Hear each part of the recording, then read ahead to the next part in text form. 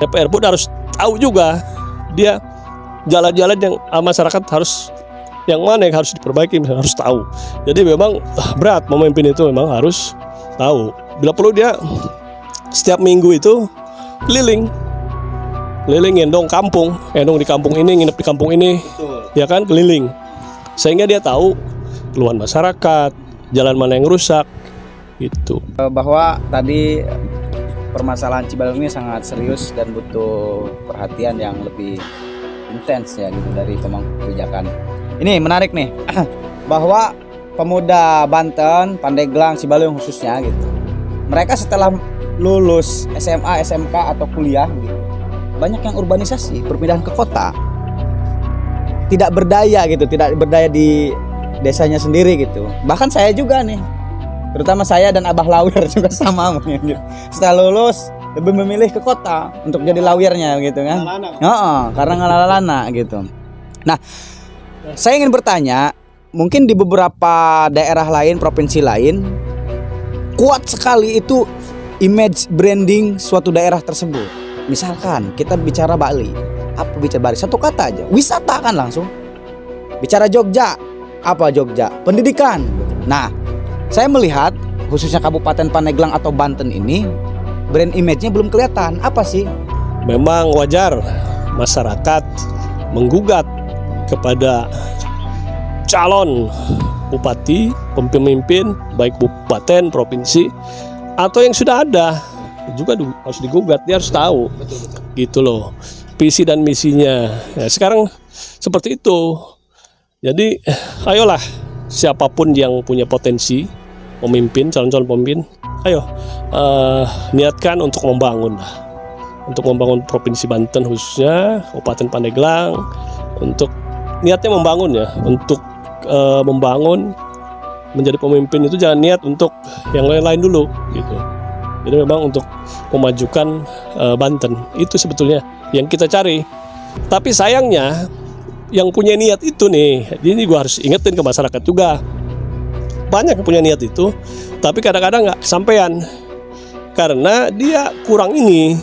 Jadi saya selalu ingetin ke teman-teman, udahlah, nggak usah banyak gaya lah. Ngapain mau nyalon-nyalon kalau nggak ada ini? Nah itu kadang-kadang begitu, kita serba salah, ya kan? Di sisi lain ada orang bagus mau nyalon, ada duitnya tanggung atau apa.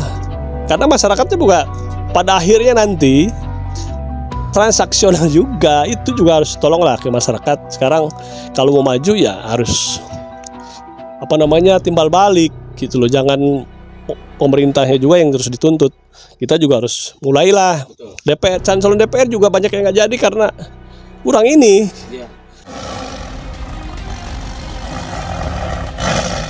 Dari Bang Jana tadi menyoroti infrastruktur, terutama pembangunan jalan Kabupaten Pandeglang yang belum sepenuhnya ya progres gitu untuk menopang tadi pendapatan yang ada di Cibaliung gitu. Terus Bang Muhani juga sama menyoroti soal infrastruktur.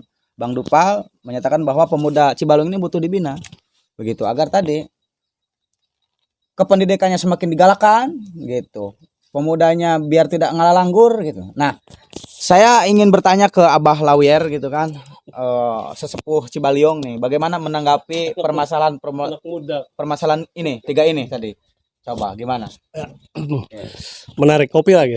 Ya. Ini ngopi pakai gula berem ini, enak. Jadi begini, saya tertarik ya dengan apa yang diucapkan oleh kawan-kawan tadi, dulu ya. Semuanya menarik, artinya itu adalah fakta yang terungkap langsung, bukan di persidangan, tetapi ini fakta. Ya kan? Saksi fakta. Menggugat langsung. Jadi begini, tidak serius tadi katanya.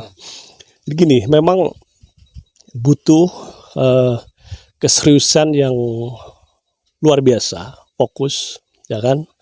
Bagaimana tadi kita sebut potensi yang ada di beberapa daerah khususnya Cibaliung, karena kita di Cibaliung dan kita tahu potensi Cibaliung. Tadi infrastruktur misalkan, betul. Jadi memang kalau bicara agraria aja, dari hulu sampai ke hilir, artinya dari produksi, dari produksi tanah sampai ke pemasaran hilir ya kan itu. Nah artinya memang di sini butuh sekali keseriusan. Contoh misalkan udah berapa tahun tadi berkuasa? 150. Pandeglang usianya, tapi pemimpin berapa tahun? 20. Ya, siapa yang 20 tadi? Nah itu. Oke, siapapun itu yang jelas udah berganti-ganti dan ada yang udah 20 tahun sendiri. Memang butuh dia kenal tadi ya. Harus kenal. Kenal itu artinya kalau tak kenal memang tak sayang. Kalau tidak tahu dia bagaimana memulai dan mengakhirinya suatu tempat ya. Gini. Dia harus tahu tahu sih pasti berapa desa, berapa RT, berapa kecamatan, berapa kampung, berapa jalan desa, berapa jalan kecamatan, berapa jalan kabupaten, berapa jalan provinsi, berapa jalan pusat. Saya mengatakan kemarin Pandeglang terpuruk, saya bilang tidak terpuruk Pandeglang. Kalau jalan-jalan yang utama memang sudah itu pusat ya, udah bagus menurut saya beberapa titik, sehingga saya bisa dengan lancar dari Cibaliung ke Labuan misalkan. Ya tadi Bung Jana bilang bahwa kecamatan, kabupaten, betul. Jadi dalam waktu 20 tahun seharusnya dia punya skala prioritas. Betul, jangka panjang. Artinya gini, misalkan ada Kabupaten Pandeglang, ada sekian kecamatan, ada berapa jalan, dia mulai kan sesuaikan dengan PAD tentunya ya. Misalkan mana dulu nih yang diutamakan? Ini untuk menunjang potensi ekonomi. Misalkan kecamatan ini utamakan 1, 2, 3, misalkan ada 100 jalan. 100 20 dulu 20. Nanti kalau belum selesai mau berkuasa lagi 2 balik lagi. Jadi semua itu sudah gitu. Nah, jangan sampai ada jalan yang tidak tahu. Misalkan saya tadi dari Sadang ya sampai ke sini. Ini tahu nggak nih ada jalan di sini? Siapa nama pemimpin kita, ya kan? Jangan-jangan nggak tahu, ya kan? Dia harus tahu jalan mana yang rusak, jalan mana yang harus diperbaiki, jalan mana yang dirawat dan dipelihara, dan tahun kemudian misalkan diajukan kembali, ya kan? Untuk ditambah misalkan kilonya berapa kilo gitu kan? Sehingga dia bisa kenal, dia kelotok nih, Bu atau Pak, jalan mana yang rusak? Tahun ini jalan mana yang kita anjurkan? Atau misalkan DPR-nya pun bisa dia proaktif dengan inisiatif dari DPR untuk membangun misalkan jalan ini. Atau rakyatnya juga bisa inisiatif. Misalkan nanti rakyat Buluh inisiatif untuk sama-sama mengajukan jalan ini supaya diperhatikan misalkan. Itu juga bisa proaktif. Jadi rakyat boleh. Atau misalkan ada kunjungan DPR reses, nah, dia kasih tahu aja itu kan sama DPR. DPR pun harus tahu juga dia jalan-jalan yang masyarakat harus yang mana yang harus diperbaiki harus tahu. Jadi memang berat memimpin itu memang harus tahu. Bila perlu dia setiap minggu itu keliling ngendong di kampung ini, nginep di kampung ini. Betul. Ya kan keliling. Sehingga dia tahu keluhan masyarakat, jalan mana yang rusak. Itu. Kemudian dia harus kreatif. Kreatif bagaimana untuk membangun jalan itu butuh ini. Tentunya pendapatan daerah harus ditingkatkan dengan menggali potensi-potensi. Tentunya sama, semuanya beriringan. Potensinya digali, tapi ngangkutnya bagaimana. Nah sekarang kita alhamdulillah sudah punya pemerintahan baru, walaupun belum dilantik, punya program sebetulnya bisa kita sinergiskan yang tadi keluhan Pak Jana itu. Ini namanya hilirisasi, ya kan?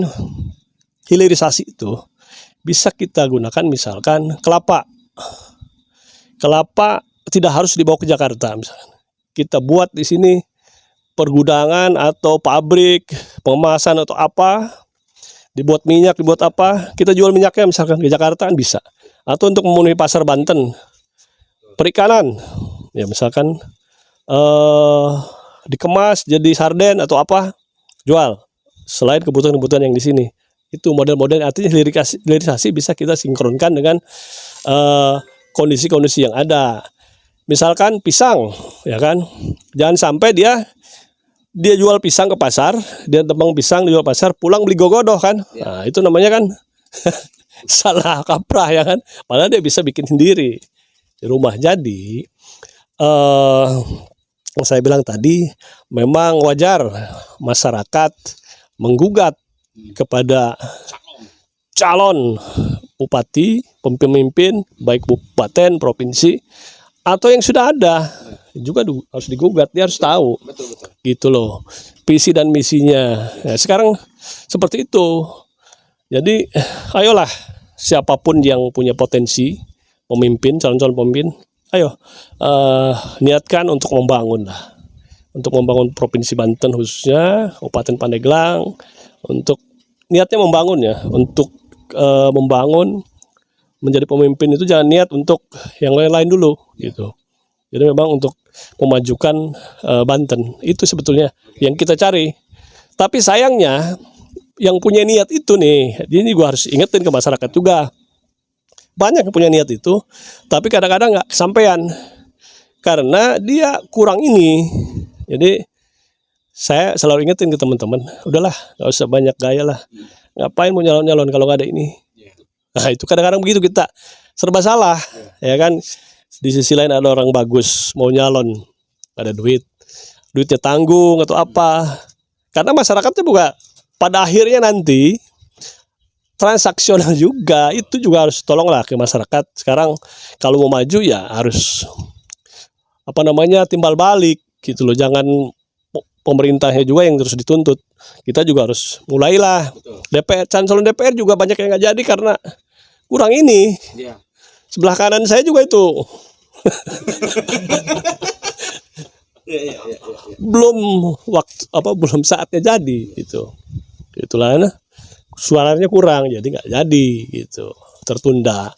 Nah karena itu tadi itu Pak ya, jadi ini itu udahlah gitu. Udah jadi tapi kalau misalkan pemikiran warganya, masyarakatnya udah sembuh ya kan, sudah sembuh, udahlah nggak usah. Memang dorong-dorongnya awal iya, ya udah tenang, ayo maju. Ketika buktinya tiba-tiba mana yang bawa ini fulus, itu yang di pengalaman juga nih. Gitu kira-kira. Mungkin mari kita tepuk tangan dulu lah untuk kita lah.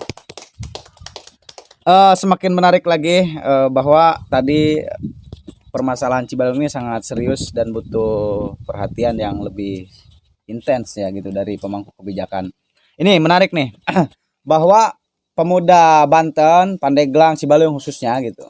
Mereka setelah lulus SMA, SMK atau kuliah begitu, banyak yang urbanisasi, perpindahan ke kota. Tidak berdaya gitu, tidak berdaya di desanya sendiri gitu. Bahkan saya juga nih, terutama saya dan Abah Lawyer juga sama mungkin gitu. Setelah lulus lebih memilih ke kota untuk jadi lawyernya gitu kan. Karena ngalalana gitu. Nah, saya ingin bertanya, mungkin di beberapa daerah lain, provinsi lain, kuat sekali itu image branding suatu daerah tersebut. Misalkan kita bicara Bali, apa bicara Bali? Satu kata aja, wisata kan langsung.